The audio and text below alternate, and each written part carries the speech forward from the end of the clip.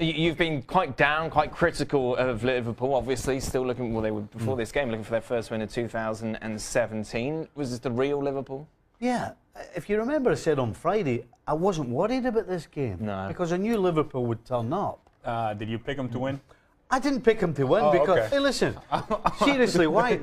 With the form that Liverpool have been in since the turn of the year, how could you rationally turn around and say, oh, Liverpool's going to win this game? Well, so you weren't All I worried knew about the was they were going to perform, and they did.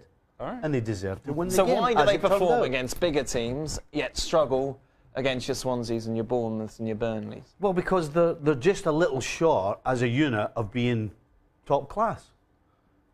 They're great. They're good players. They've got a good attitude.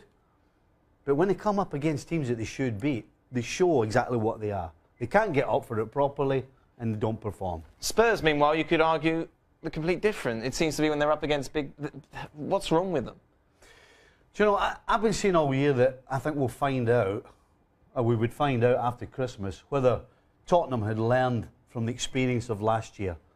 Up until Christmas, they were right in it, and then afterwards, they just fell away.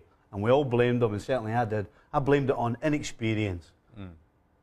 Well, we've seen since Christmas that they haven't learned anything, culminating in this performance against Liverpool, because champions do not get a hiding the way they did at Anfield, particularly this time of the year. It's a lack of understanding by Spurs in terms of what Liverpool was going to be in this game. If Liverpool was going to be successful in this match, you know that the first 10, 15 minutes they were going to come out and press, and everybody was going to be high energy, and they were looking for positive feedback so that they can continue that momentum throughout the game.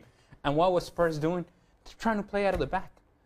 All of a sudden, I thought it was John Stones knocking the ball around with Claudio Bravo. Apparently, it just felt like it was necessary for Spurs to play out of the back. If you know you're going to get pressed, then why try to force this possession out of the back? Why don't you just go and stretch the field and then let the game settle down? And once the game settles down, then you can establish some possession of the ball. But the first 10, 15 minutes, you cannot take the chances that Spurs were taking. And credit to Liverpool for the high pressure. But if you're Spurs, you have to have a better understanding of how to approach the match coming into the game.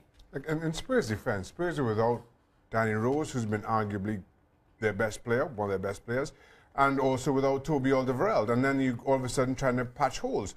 And yes, you come up against a Liverpool side who, 2 months ago was knocking on the door of overtaking Chelsea, and you lose. And similarly, I don't think it's a fair criticism to say they don't turn up for the big games.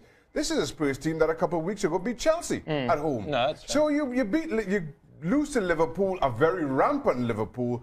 You take that one on the chin and hope that the experiences of last year don't come back to haunt you. This was always going to be a tough test. Now, for Liverpool, again, this is where Liverpool has been better than anybody else in the top six, against everybody else in the top six. When teams come out and play up against you, when you can use the running of Mane and Firmino and Coutinho when he was good, it's the other games and the finer details in terms of game management that I think Liverpool lack. And as hard as it is to be critical of Liverpool, and yes, it could have been 4, Mane himself could have had 4 in the first half, you just saw at the end of the half, they give Son a chance. If he makes that 2-1, all of a sudden, does Liverpool get a little bit edgy? In fairness to Klopp, he changed things, he got this team to settle down and manage the game in the second half, and that is the Liverpool that you need to win titles. I just don't feel that Liverpool do that themselves well enough during the game.